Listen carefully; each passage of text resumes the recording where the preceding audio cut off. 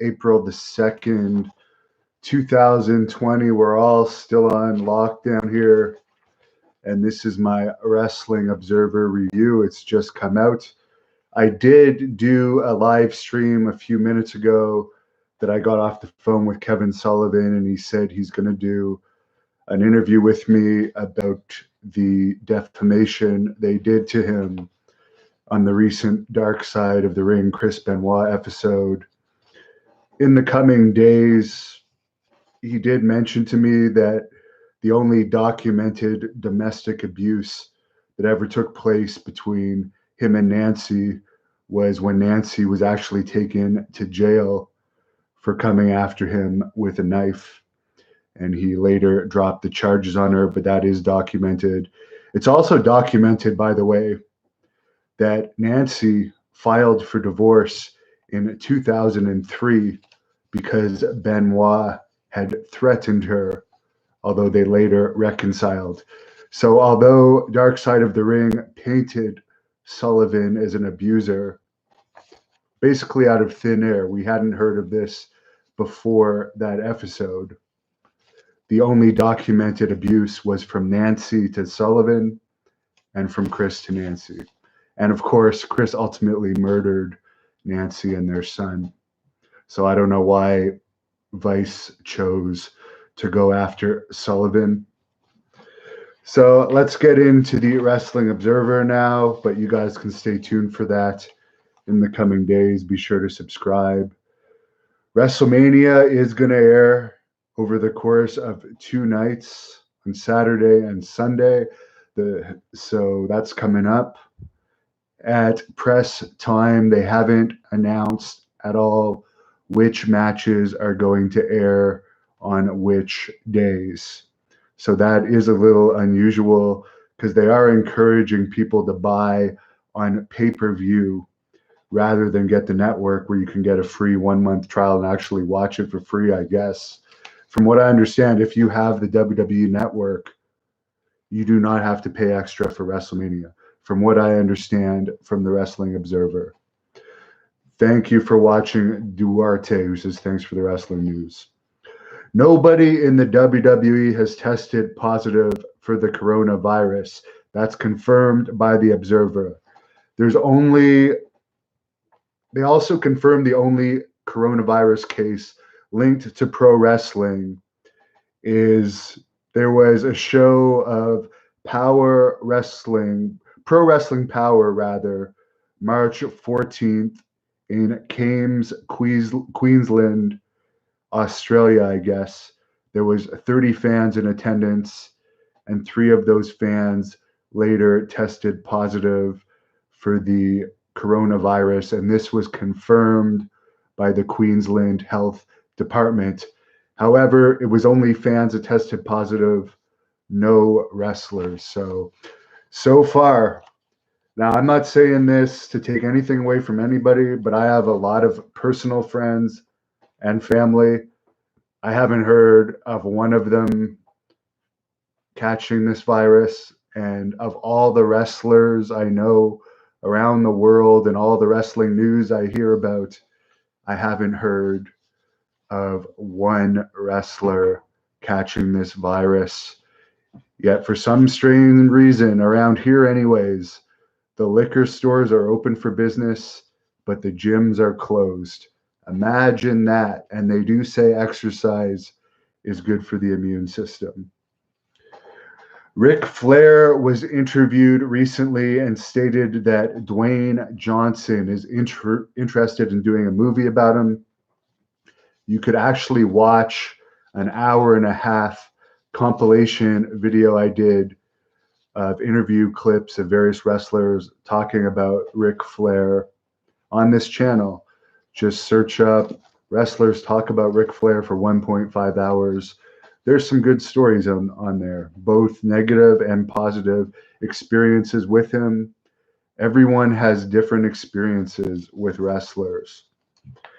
Unless some of the compilation videos, for sure, some people definitely have more negative and positive experiences than others. For instance, Steve Austin seems to be mostly positive. Then you look at a guy like Abdullah the Butcher, most people had negative experiences with him. Drew McIntyre told the Mirror in the UK leading up to his match against Brock Lesnar, Brock is a person outside the ring. I was blown away. Clearly, he's a very smart businessman just because of the way his career has panned out. Just by hearing him talk, and his IQ for wrestling and for how to portray yourself as a top performer is just through the roof. I've been learning a lot from Brock Lesnar and Paul Heyman. Well, boy, do I ever want to see your match. Boy, does that ever want to make me buy your match. You sure have been learning a lot about how to be a good pro wrestler. There's no doubt in my mind, hardly anyone, like this will probably be the lowest buy Wrestlemania of all time. And it's promotion like that. You're about to wrestle this guy and you just put him over to a major news source. It's already not an interesting match with your pretty boy character, not hard hitting, not really over, kind of being shoved down our throats.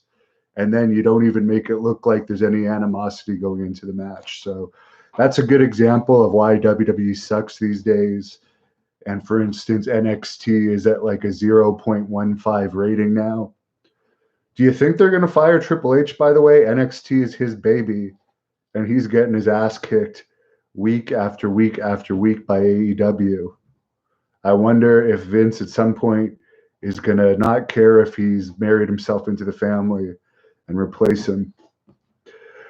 Right now, New Japan Pro Wrestling, according to the Observer, has no business relationship with the WWE, and there's no talent exchange in the works. They are willing at New Japan to work with AEW talent as individual talent, but not with WWE, as their business relationship in the US is with Ring of Honor, which I wonder how long that's going to last, with Ring of Honor pretty much falling off everyone's radar now. New Japan believes WWE is going to open up an NXT branch in Japan and essentially become competition. In some sad news, Tracy Smothers, who I've done a full shoot interview with, I believe it was over 3 hours long. Search it up on here. He's 57. He's finishing up yet another round of chemotherapy. He's fighting stage 3 lymphoma right now. He's lost 45% of his lung function. He does have a GoFundMe set up by Cassius Ono. Search up Tracy Smothers GoFundMe. He is a really nice guy. He's one of the nicest wrestlers I've ever met. If any of you can help him, I know it's very hard financial times, but he is a good guy. The March 13th final MLW taping that took place in Tijuana had 4,300 fans in attendance. Dean Silverstone, who was the former Washington state promoter, and he was the treasurer and head of business for the Cauliflower Alley Club, unfortunately passed away March 26th at the age of 75. I had just actually spoken too long ago, renewing my Cauliflower Alley membership and also buying tickets to this year's event that as of now it's postponed until September. Who knows when they're going to open things up and when they're going to, like, if that's going to be delayed even further. I think I'll hold off on buying my plane ticket because I've gone through hell dealing with Expedia and airlines with plane tickets in recent weeks. It's just been brutal. Many of them also charged flight change fees, so it sucks. It's not been easy. They should really just make it easier with people trying to change their flights with everything being on lockdown. In UFC news, Chael Sonnen put on a submission event for UFC Fight Pass over the weekend. Tank Abbott, a good buddy of mine, has finally been released from the hospital. He had severe intestine issues. He's back home right now, so let's hope he can stay home for a while. He's had serious health problems in recent years, kidney and liver transplants. MMA Fighting is reporting that the fighters that were supposed to fight for UFC March 21st in London have still received their pay. So that's good for him. Andrew Machoda says, I miss the days of kayfabe. Dewart says, kayfabe forever. Jason Kessler agrees about the kayfabe. Andrew says, I think Vince will sell the company before handing over to one of his kids. Most people believe that Vince won't hand the company over to one of his kids.